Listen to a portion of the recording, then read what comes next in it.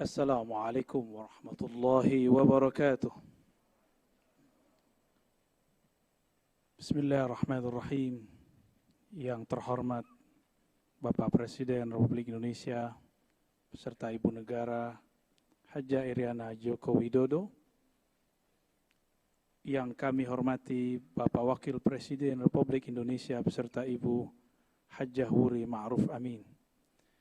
Yang kami hormati pimpinan dan anggota lembaga negara, yang mulia para duta besar dan perwakilan negara-negara sahabat.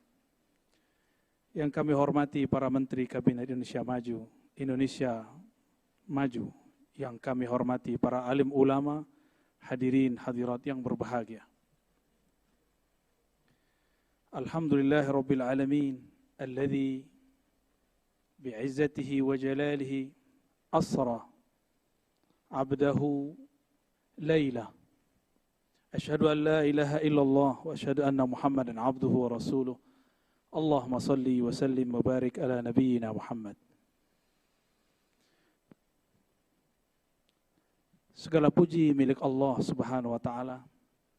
Sungguh dahsyat Allah Subhanahu wa taala memperjalankan hambanya dengan cara yang tidak terduga.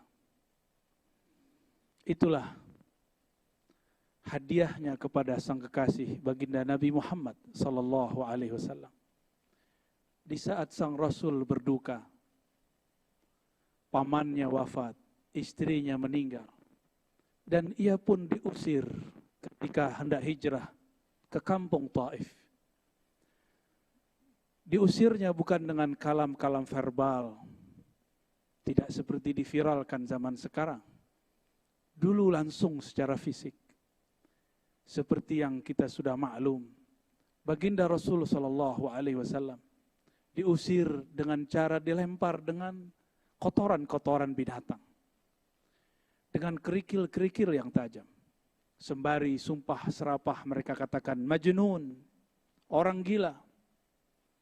Mashhur, orang yang tersihir, dan lain sebagainya. Tapi baginda Rasulullah sallallahu alaihi wasallam beliau hanya diam. Tiba-tiba Sayyidina Jibril alaihi salam datang. Ya Muhammad, maukah engkau aku tawarkan bantuan? Bantuan apakah yang ditawarkan Sayyidina Jibril? Ternyata Sayyidina Jibril menawarkan untuk menghancurkan penduduk Taif. Apa jawaban baginda Nabi Muhammad sallallahu alaihi wasallam? La. Fa'innahum la ya'lamun. Mereka tidak faham yang aku maksudkan. Semoga semangat ini ada pada pemimpin negeri ini. Ada pada ulama-ulama di negeri ini. Sehingga mampu mengislah, memperbaiki mana yang rusak dan terpecah. Sallallahu alaihi wasallam, meskipun beliau secara umur biologis hanya 63 tahun. Tapi secara keruhanian lebih tua daripada Sayyidina Adam. Lebih tua daripada Sayyidina Nuh. Nabiuna Nuh alaihi salatu wassalam. Ketika beliau sudah lebih dari 900 tahun berdakwah, mendidik umat. Lelah juga rasanya.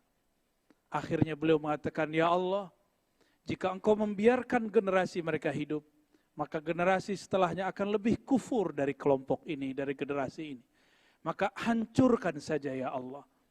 Inilah ujian Sayyidina Nuh yang membuat beliau tidak lebih mulia dari Sayyidina Nabi sallallahu alaihi wasallam. Bayangkan, sudah setua itu, tapi kalah dewasa, kalah salamatus sadr dengan baginda Nabi Muhammad yang hanya berumur 63 tahun. Sallallahu alaihi wasallam. Bapak Wakil Presiden dan hadirin yang kami hormati. Kalau boleh saya jujur, saya ini dulu tidak memilih Bapak Presiden, Wakil Presiden. Ya. Saya memilih mencoblos yang sekarang sudah jadi menteri.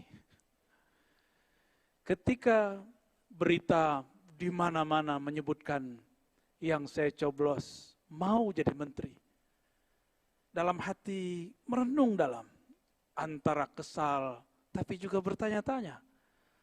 apakah hati dia lebih bening daripada hati saya yang kata orang saya di Ustadz dan Buya?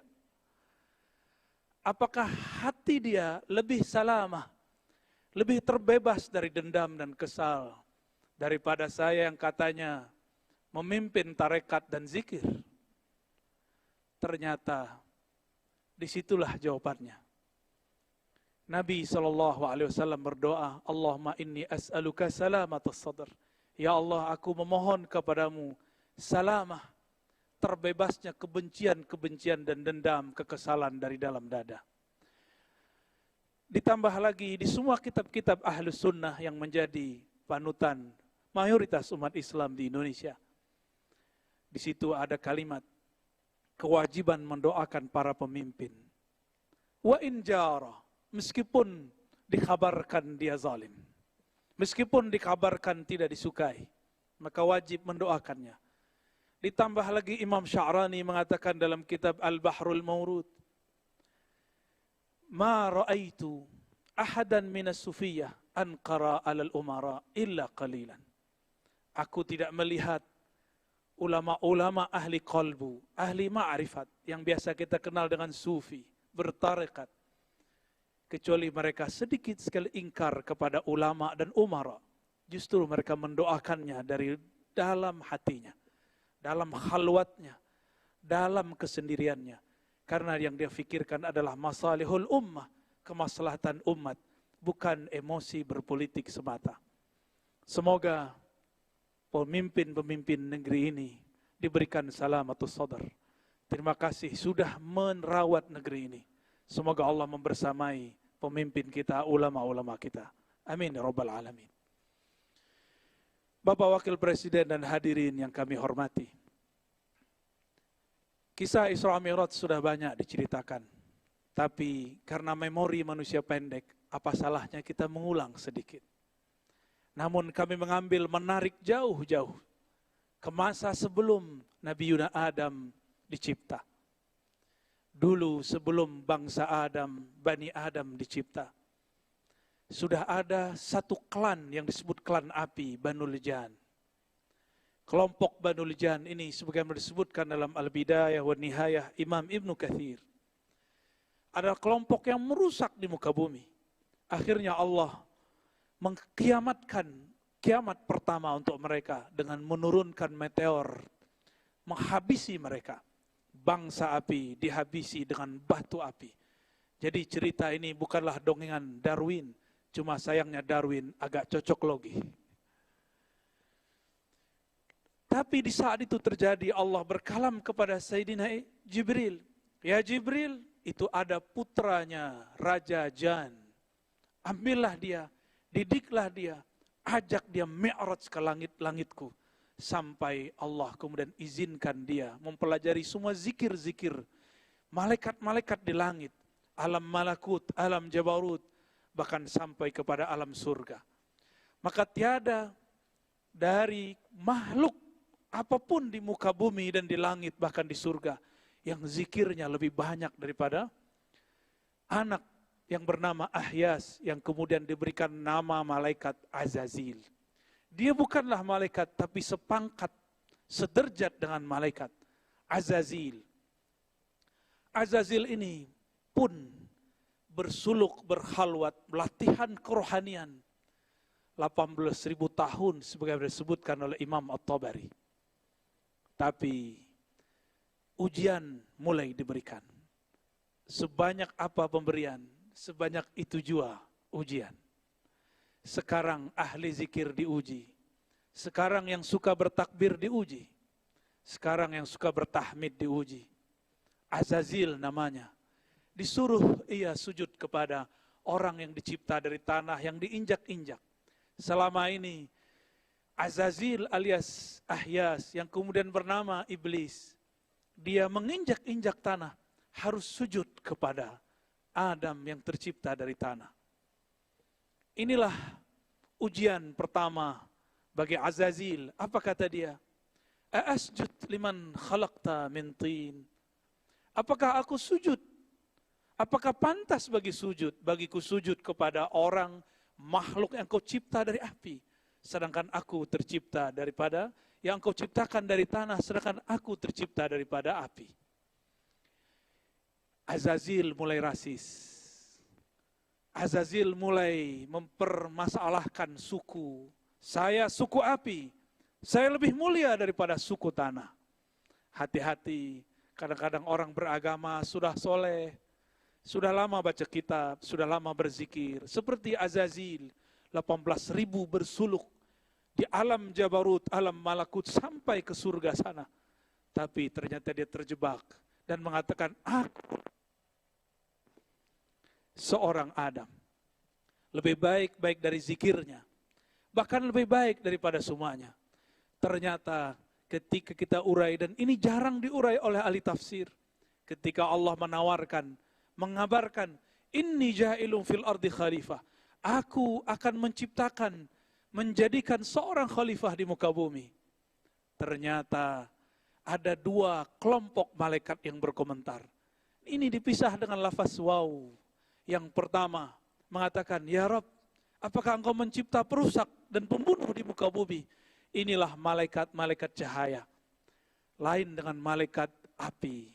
Dia mengatakan, wanah kawanukad disulak.